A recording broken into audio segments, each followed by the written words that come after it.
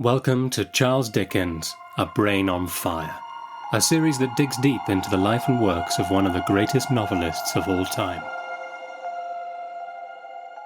Hi everyone. Since the character of Grip from Barnaby Rudge has charmed readers for over 180 years, I thought it was only right to devote an entire episode to him, and there is no one I can think of more qualified to talk to us about the dark, mysterious qualities of ravens than Christopher Skaife, who is the Ravenmaster at England's 1,000-year-old fortress, the Tower of London. Chris became a yeoman warder at the Tower in 2005 after serving 24 years in the British Army. Something that struck me, reading about the Princess of Wales's Royal Regiment, where Chris served, are the regimental colours, yellow and blue, which of course carry a special significance in the world at the moment. In his military career, Chris was sent to Germany, Northern Ireland, Cyprus, Belize, the Balkans, and other locations that he probably can't talk about, otherwise he'd have to kill us. Or at least lock us in the bloody tower. Fluent now in Ravenish, Chris has become one of the most successful and innovative Ravenmasters in the Tower's history. With us also is the brilliant Sophie Reynolds, who is the curator at Jane Austen's house, who will be reading some Grip sections from Barnaby Rudge.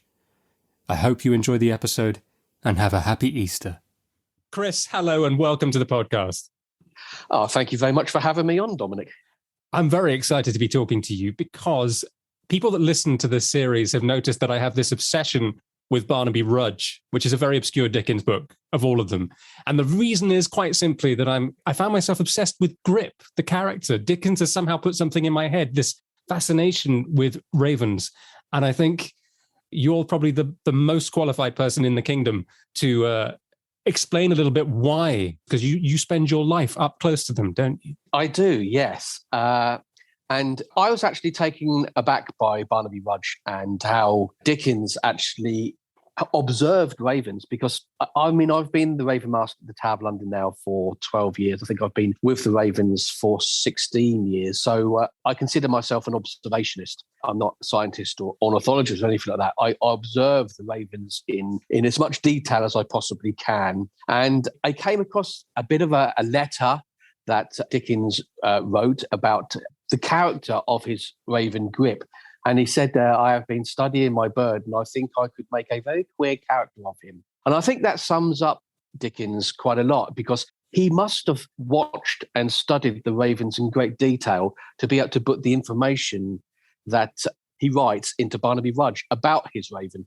The speaker, who made the locksmith start as if he had been some supernatural agent, was a large raven who had perched upon the top of the easy chair and listened with a polite attention and a most extraordinary appearance of comprehending every word, turning his head from one to the other, as if his office were to judge between them, and that he should not lose a word.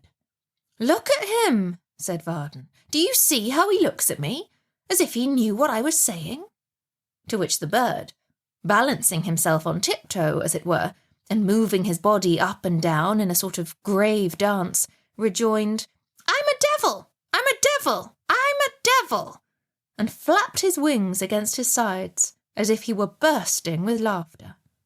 And in Barnaby Rudge, he seems to capture that raven spirit, encapsulated in Grip, that sort of kindness, that humanity, and that viciousness as well, if you get on the wrong side of them. Yeah, absolutely. I mean, it took me years to understand their characteristics and what ravens do on their day-to-day basis. So his observation of the raven that he had as a pet, Grip, or one of several that he had as pets, is quite amazing. And it took me back as to the detail that he saw in that raven.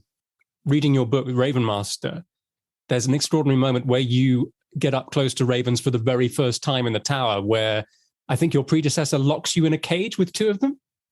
Absolutely. I joined the tower in 2005, and by June of 2006, I was taken onto the team of the Raven team, or Team Raven, as I call it nowadays. And the old Ravenmaster, a gentleman, an ex-regimental sergeant major, upstanding from the Green Howards, his name was Derek Coyle, and he'd been looking after the Ravens for quite a long time. It had obviously seen me as I was going about my day-to-day business, walking around the tower. And these birds, they're huge and they fascinated me. And I watched them hobbling along and doing their day-to-day business. And he came up to me one day and goes, "Boy," he said, "I think the ravens might like you." And I thought to myself, first of all, why did he call me boy? Because I was 40 at the time. And how the heck does he know that the ravens would like me? So he invited me down to the enclosure one evening.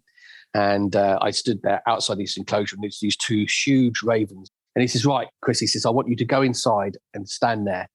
So I went, yeah, okay. A little bit apprehensive of that because they were massive. And it's the first time I've been really close up to ravens.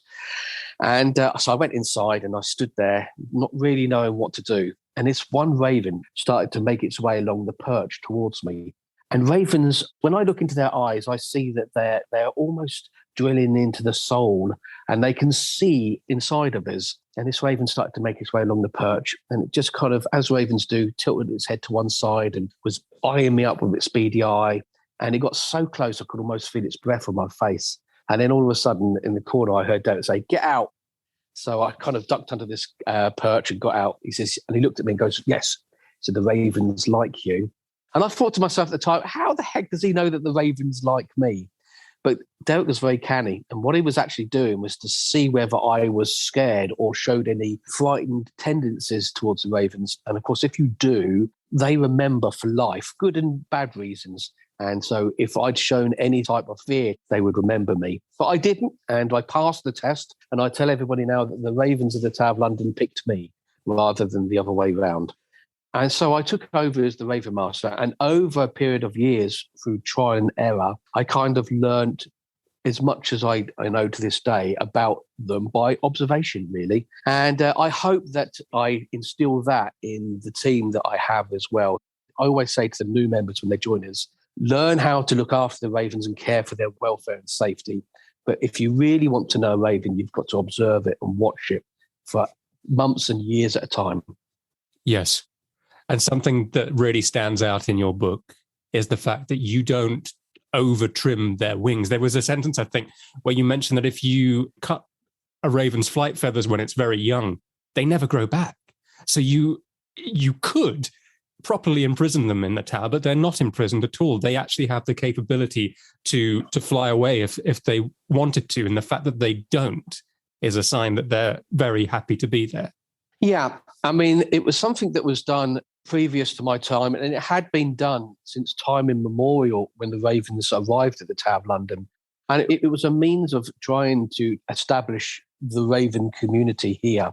And it was one of those things that I wanted to try and change. And it's an awful lot of trial and error, and I don't always get it right. And on occasions, I do trim up their flight feathers. But they do all grow back. It's like doing your fingernails or cutting your hair. So they grow back very, very quickly. And it's just a way of establishing them in the small environment that they actually live in. So I thought it'd be quite a good idea many years ago to see if I could get the ravens to live here amongst us at the tower, but giving them a little bit more freedom of movement. You know, sometimes I've got it right. And as the book suggests, sometimes I didn't get it right. And I've done a lot of things over the past to save ravens and catch ravens all over. And we do have urban predators that come into the Tower of London. And so, you know, my job is to husband the predators and the ravens, foxes, away from each other. So I do like to curtail their movements a little bit more during the winter months. But as a general rule, I get it right most of the time. Yes, and I think what's extraordinary in the book is also the fact, the lengths you go to bring back a raven that's flying away. So the episode, the White Tower episode is a fascinating one. Perhaps you wouldn't mind sharing a little bit of that story for listeners, because that made my eyes pop out reading that. Yes, certainly. It's. I don't think there's a single building in the Tower of London that over the years I have not climbed or scaled or ran along the rooftops chasing blooming ravens. And there was this one occasion, and the raven was called Moonin. And we'd recently moved the Ravens enclosure because there was works taking place around the White Tower. It was just before the Olympics, and the White Tower had some scaffolding up on it, and we'd moved the Raven enclosure because it was going to disturb them. And one morning I got up. I think I was a little bit worse for wear, I'm afraid. I'd had a few too many cocktails the night before. And I went to the raven enclosure. And anyway, to cut a very long story short, this raven escaped. And I was in the middle of practicing their minimum wing trimming at the time. And this raven, Moonin, decided that she wanted to fly away. And she ended up flying around the tower several loops and then landing on the golden crown on one of the turrets right at the very top. What is it, 150 feet off the ground, those turrets? Yeah, is that right? Yeah. Oh, it's way too high for me to climb up. But I went to work during the daytime and she sat there most of the day. And then she disappeared. And I thought, well, I've lost her. She's gone somewhere. And then just as we was locking down, closing in the evening, the control room radioed me and said, Chris, I think Moonin's come back and she's on the top of the White Tower. So I waited until the public had left. And then in my absolute madness, I decided that I better go and get her. Luckily, there was some scaffolding up the side of the building. So I waited until everybody had disappeared. I climbed over the fence and then I decided to ascend up the stairs, going all the way up to the top of the White Tower. I made sure that I took off my yeoman warder's bonnet, and there was a hard hat actually on the side that I put on just in case. I don't know why I put the hard hat on, but I thought it might be a sensible idea when I was walking up there. Maybe I thought if I fell, it would save my life or something. I don't know what was going through my mind. Yeah. Anyway, I made my way up to the top where the turrets were, and then I had to go up some other platforms, and I got to the last platform, which was quite high up, and she was still there, which was great. And I thought the only way I'm going to be able to capture her is perhaps if I held on to the weather vane and reached up as much as I could and grabbed her. I forgot that weather vanes move in the wind. And as I grabbed hold of it to pull myself up to go and get her, it spun me round in an easterly direction, I think. And I remember seeing London flash around before me. And I let go and I slid down the cupola and landed on the platform below. And I think I just heard Moonin croak as she flew off into the distance, into the sunset. And it was a complete, I don't know what was going through my mind, to be honest with you, when I'd done it, but I did. It was a failure on my behalf. Moonin, I think, if I got this right, Moonin is a raven that gives you a bit of trouble, doesn't she? She was my nemesis, without a shadow of doubt. Sadly, she's not here anymore. She died of old age about 2 years ago. But she was my nemesis. I used to call her the Black Widow because she'd been through a few partners. All of them had died. For anyone unfamiliar with the legend, what is the legend again, Chris, about the ravens at the tower? The legend says the ravens leave the Tower of London, it will crumble to dust and great harm will befall our kingdom.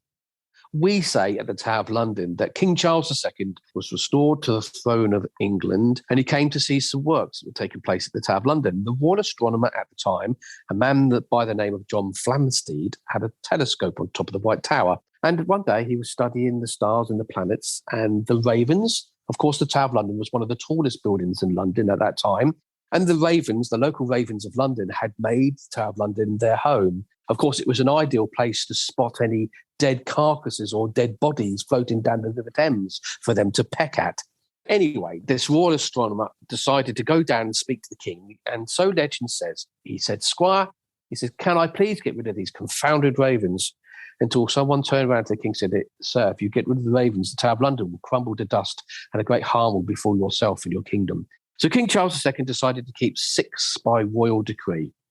In fact, it's been a particularly difficult couple of years, so I've got 8, 2 spare, just in case. I'm most grateful to you for that, because there have been times in recent years where you feel like the country could be on the brink, couldn't it, with some of the things going on. But about Moonin, I had a kind of theory from reading your book, and I wondered whether, because she was with your predecessor, Derek Coyle, wasn't she? And you mentioned in the book that when he came back to visit the tower 7 years after leaving, Moonin remembered him. And her name even means memory. Do you think that she bonded with him and then would not accept you as a sort of stepfather?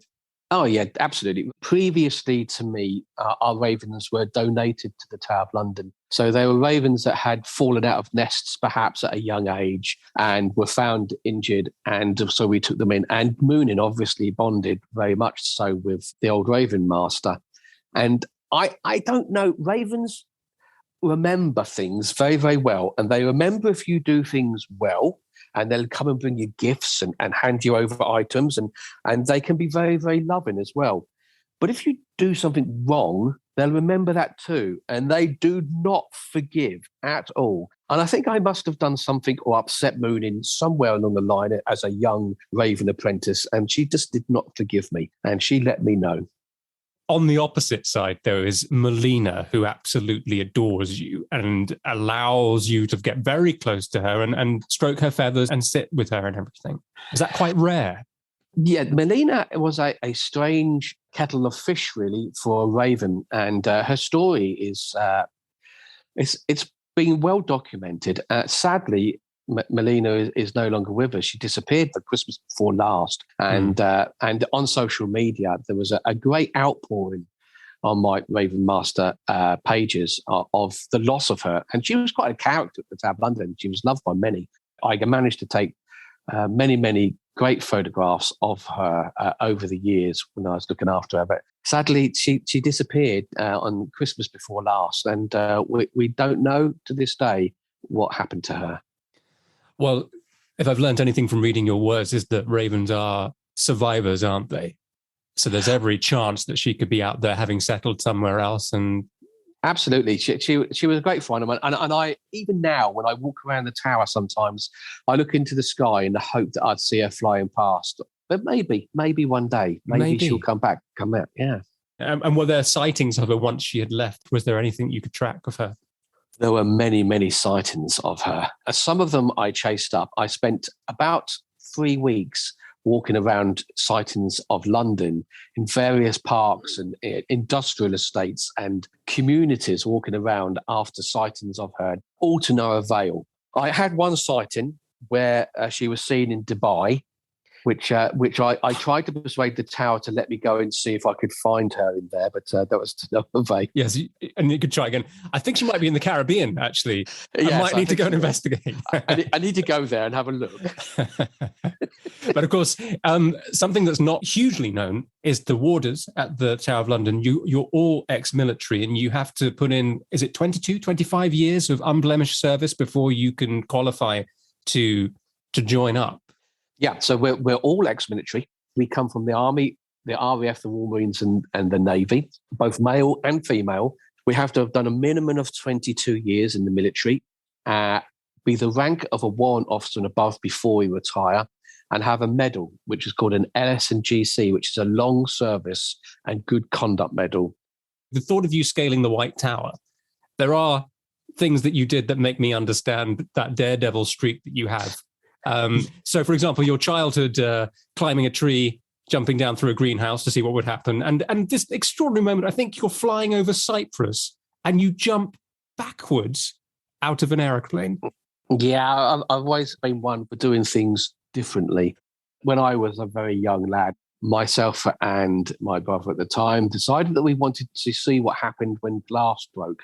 And I still bear the scars on my leg to this day of that one. But in Cyprus, I was a young corporal at the time, and we was doing a free-fall parachuting course, and we'd learned how to do static line jumps and stuff like that. And my first ever free-fall parachute jump was great. It was about 8,000 or 10,000 foot. And I just got ready to go. And just as he gave me the thumbs up, I turned around and fell out backwards and waved to him as I went, which I obviously got told off for, but I enjoyed it.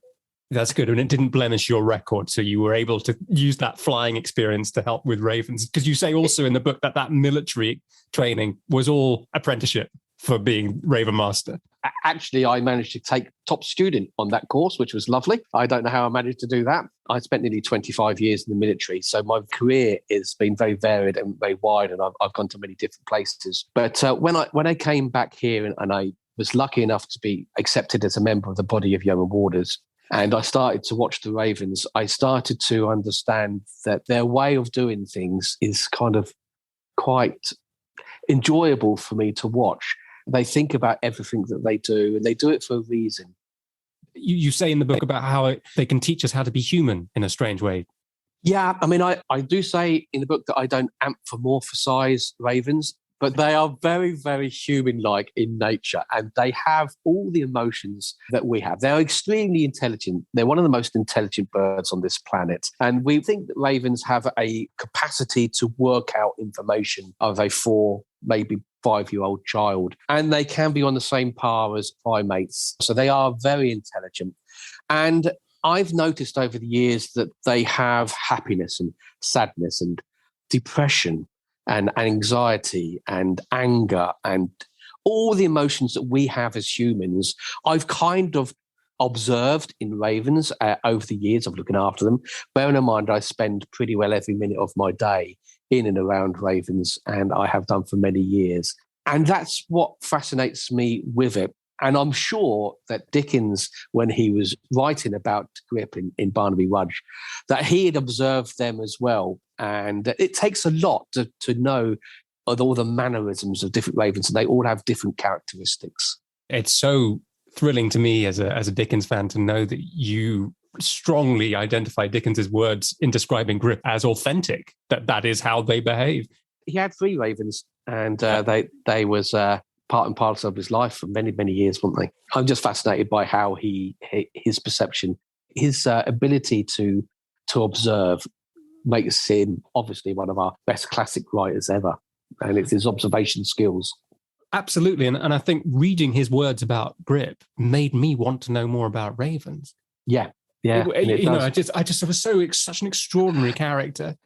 Yeah. And of course, the inspiration for one of the most famous poems that everybody knows is, of course, by Edgar Allan Poe, is The Raven. And Charles Dickens was probably, most historians now who study Poe probably say that Charles Dickens, as he met him in Philadelphia in 1842, was the inspiration for Poe's poem, The Raven. And Poe was fascinated by Charles having this raven, and as a result of that, he probably went away and wrote the poem The Raven, which everybody knows is a classic.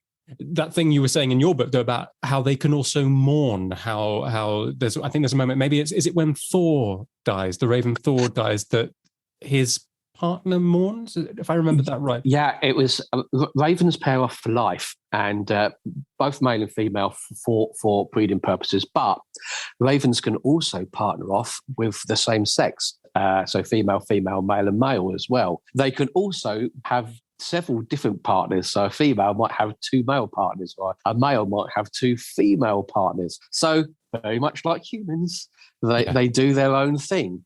And it was this particular occasion, I think it was back in 2016, that Hugin, one of my female ravens, was partnered with Melina at the time, and they were hanging around together quite a lot. Ravens, when they partner off like male and female, you see them kissing and grooming each other. But when they partner off as for friendship, in the wild, it's mainly done for protection reasons, so a little bit of security and company as well. And these two kind of enjoyed their own company together. And Hugin, sadly, was found dead under one of the trees. And by the side of Hugin was Melina, and she'd stood there for a long time, and she was just gently tapping Hugin's face and just trying to wake her up. And it was very, very sad to see. And she wouldn't let any of my colleagues go near her for quite a few hours, just trying to just wake her up. And I observed over the next couple of days and weeks, Melina move out of the territory that she was in. And ravens are very territorial, and they like to stay in their own particular areas around the tower. And if a pair of ravens moves into another raven's postcode, all hell breaks loose. So it was very unusual for her to move into somebody else's postcode, and she did. And you could see her wings kind of slowly going up and her head sinking down, and she was like hunched up and looking really, really sad and forlorn. And she'd stopped eating as well, which was a sure sign that there was something very wrong. And so in the end, I had to remove her from the environment of the tower into her enclosure. And I'd sit with her at night times, just trying to talk to her and feed her and play games with her and stuff like that. And eventually she pulled herself out of it and she was let back out. But that was one instance of a raven that I think mourned the death of the partner that she was with. Yeah. And again, that's a very human instinct as well, isn't it? It's fascinating. Most definitely. Yeah, and on the subject of what ravens eat, there's this sort of stomach churning passage in your book here.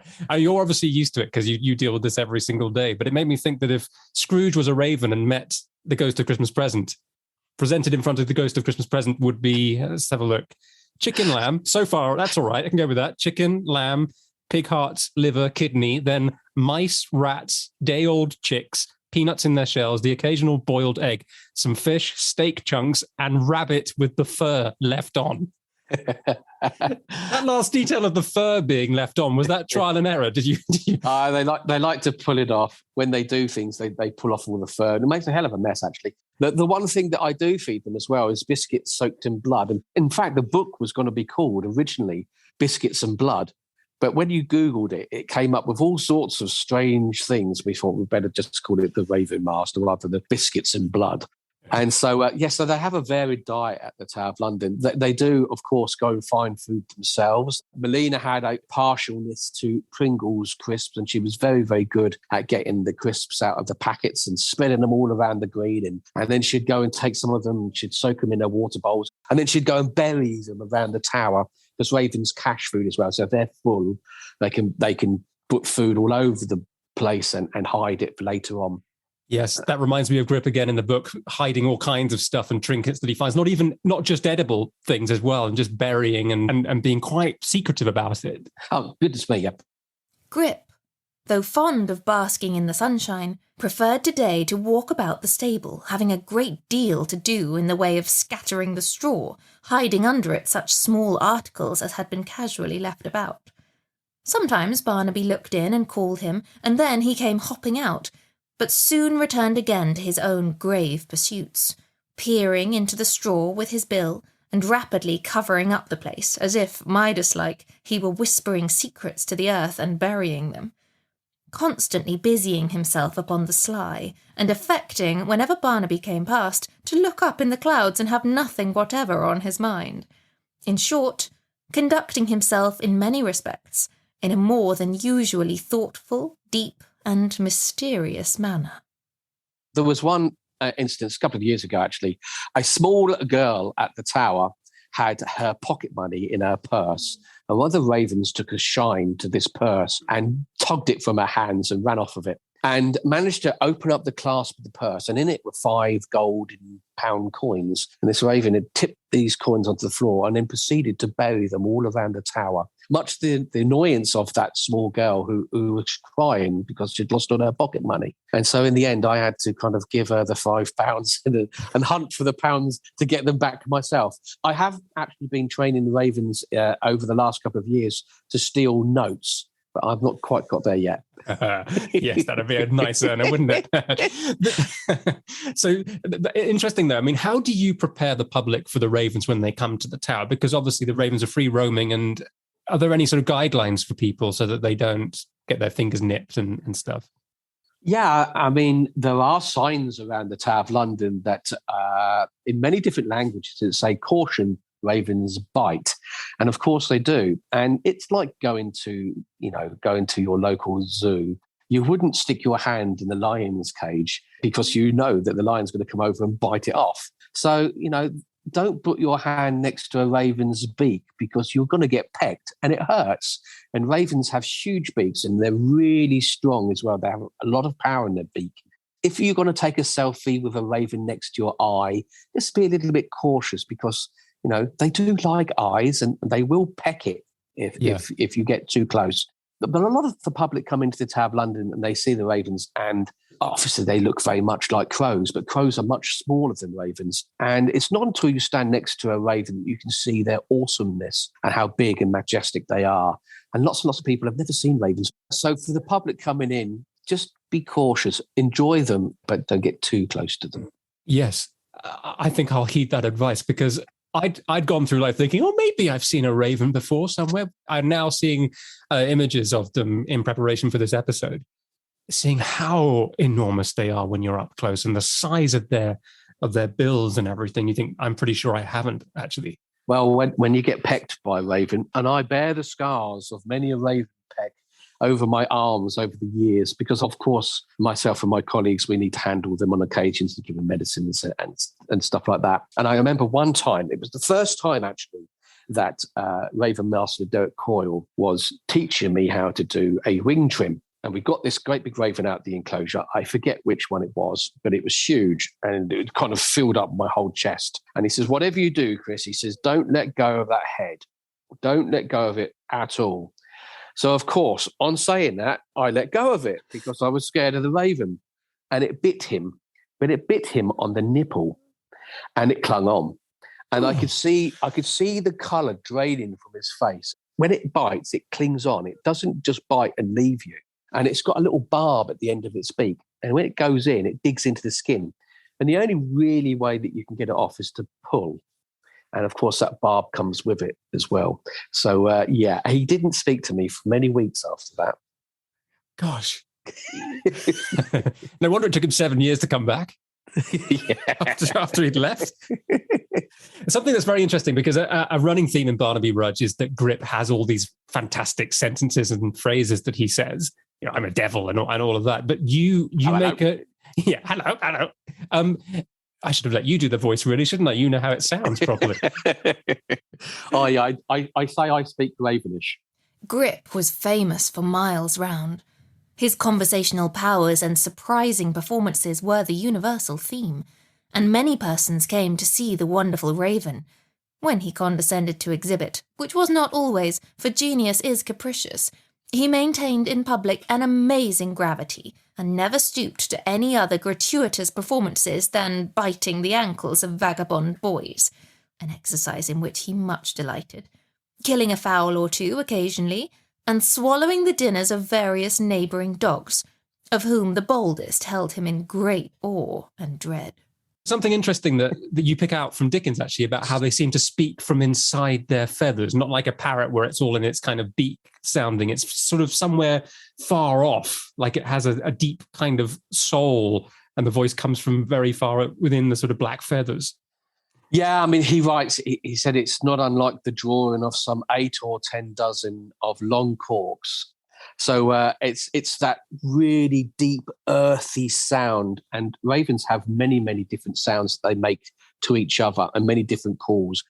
After a short survey of the ground and a few sidelong looks at the ceiling and at everybody else in turn, Grip fluttered to the floor and went to Barnaby, not in a hop or walk or run, but in a pace like that of a very particular gentleman with exceedingly tight boots on, trying to walk fast over loose pebbles. Then, stepping into his extended hand and condescending to be held out at arm's length, he gave vent to a succession of sounds not unlike the drawing of some 8 or 10 dozen of long corks, and again asserted his brimstone birth and parentage with great distinctness. I'm going to only do this once because the public asked me to do it because I wrote it in the book. A crow goes, ha, ha, ha, and a raven goes, pum, pum, pum, and it's that deep, earthy, resounding sound that it makes. But I say that they can also make some really, really delightful kind of light and airy sounds as well. So it very much depends on what mood the raven's in. And they pick up sounds and mimic as well. Yes, the mimicking sounds interesting. So it sounds like sometimes the ravens mimic seagulls just to piss them off, not for any other reason. Or they catch words. They do catch words from people. You don't have to sort of spoon feed words to them. No, they pick up most of their sounds at an early age. They do pick up sounds later on. And I heard Melina once, she used to mimic crows to kind of call crows down to come and play with her as well. And one time she was getting attacked by a seagull. And she actually, I heard her mimic the seagull that was flying past her as well.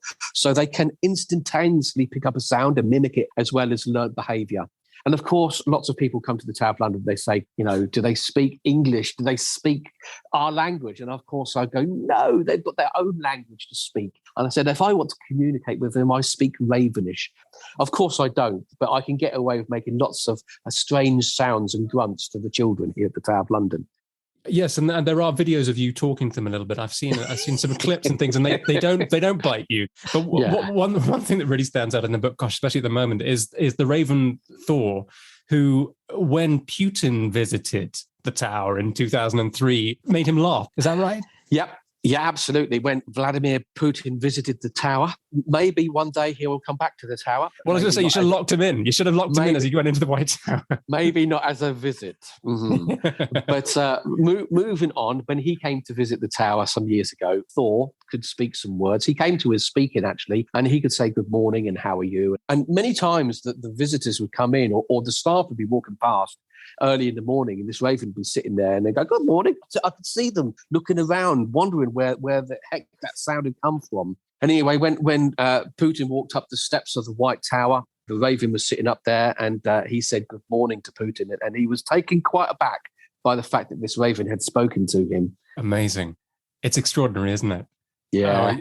But also, since you wrote the book, you've been to Philadelphia to see Grip. Dickens's actual Grip. Yeah, it was one of the things I said that I wanted to do, to see Grip in the Free Library in Philadelphia. And I was over there on tour at the time, talking about the ravens and the book and stuff. I go to the Mutter Museum, do a talk there, and I have friends with a lady there called Anna who runs the curator there. And she organised for me to go to the Free Library in Philadelphia and see Raven Grip in the box.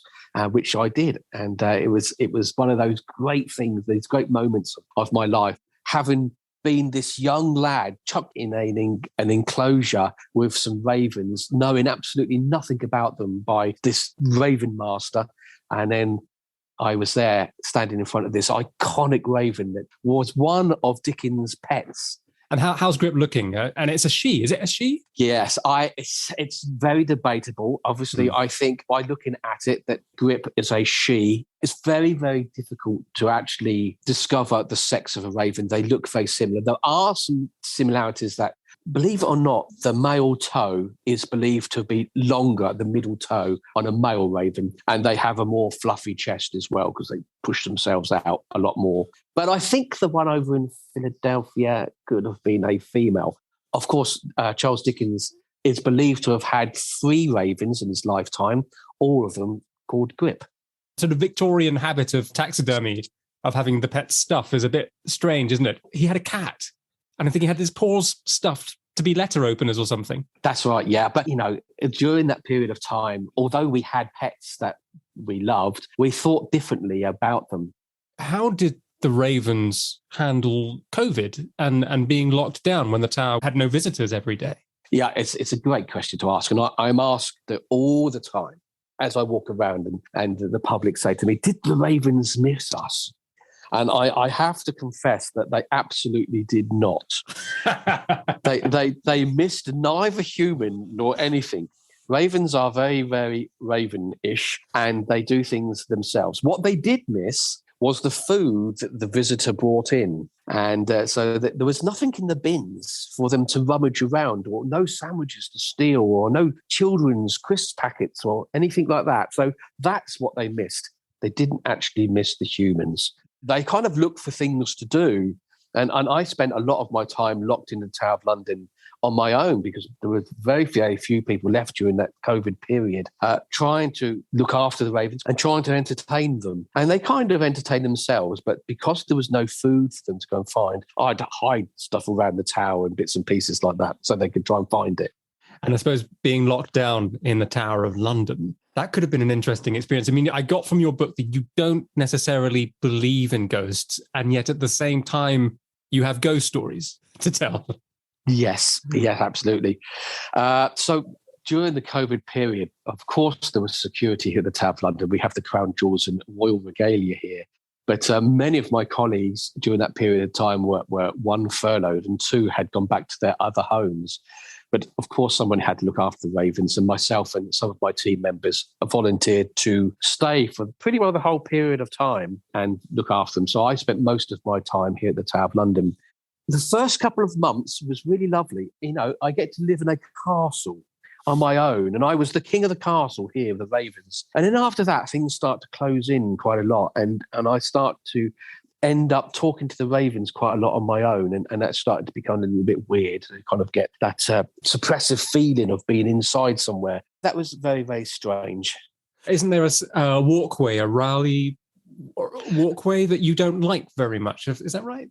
Yeah, there's Raleigh's Walk. and it comes out of the bloody tower. When I first got to the Tower of London, I lived right next to the bloody tower in one of the little flats there. And there was always stories about that area being haunted by the two boy princes, Edward V and his younger brother, Richard, Duke of York, and the two boy princes that were murdered at the Tower of London. And although I never actually saw these two boy princes myself, thank goodness, there were some strange things that go on.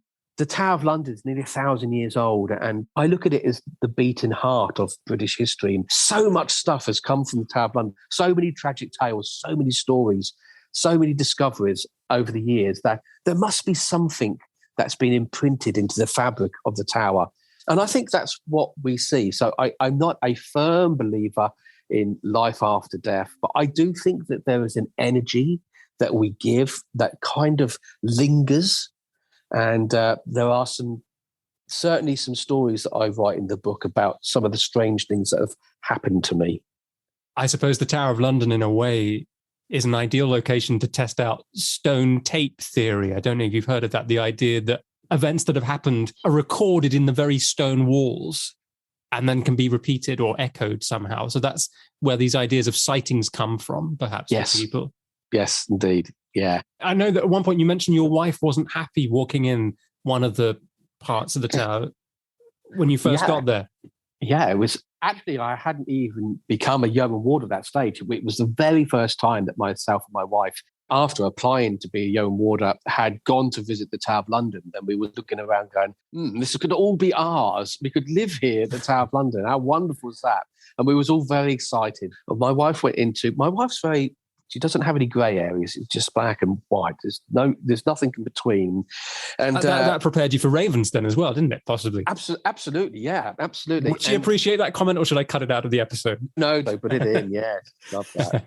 Anyway, she went into the Beauchamp Tower, which is a tower on Tower Green, where some of the prisoners have been kept. And nowadays it has the graffiti on the walls inscribed by some of the prisoners over the years.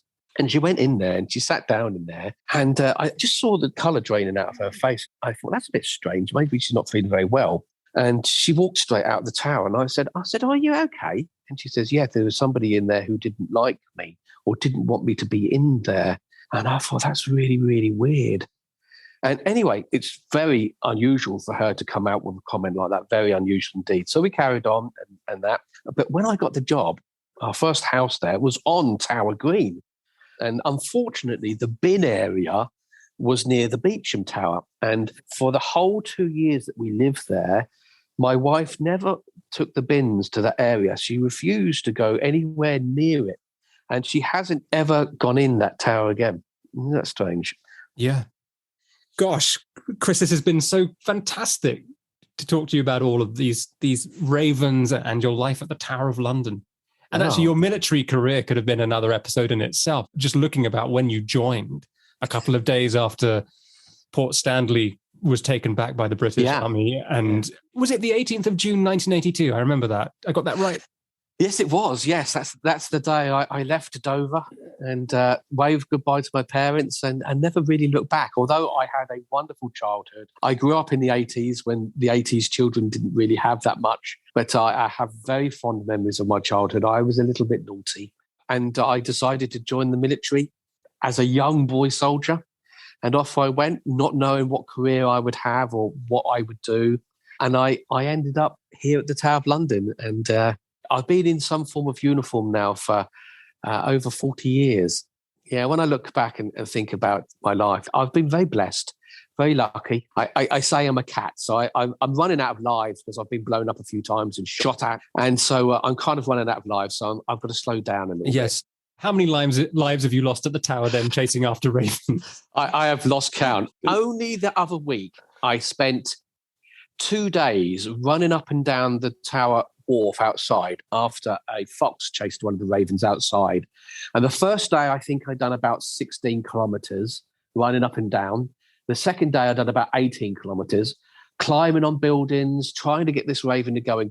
And so even to this day now, I'm still chasing ravens around the tower. But that's another story. That is another. But if any man can, you can. like that tale where one of the bits that made me howl reading your book was that thing about what you took to be going mushroom picking in Scotland ended up being resistance to interrogation training in Germany with special forces. I mean, if you can come through that, I think you're well equipped to deal with some tetchy ravens, aren't you? I could write a whole book about that story, believe me.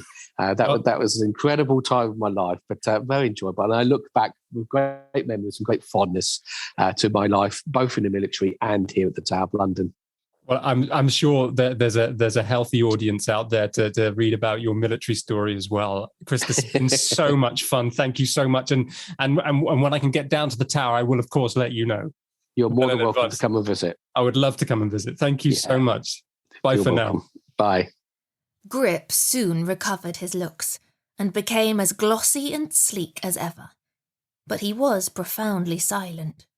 Whether he had forgotten the art of polite conversation in Newgate, or had made a vow in those troubled times to forego, for a period, the display of his accomplishments, is matter of uncertainty. But certain it is that for a whole year he never indulged in any other sound than a grave, decorous croak.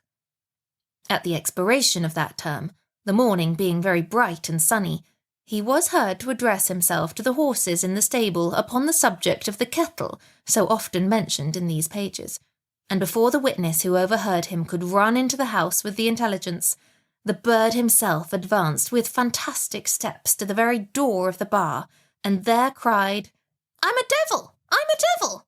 I'm a devil!" with extraordinary rapture. Thank you for listening to Charles Dickens' A Brain on Fire.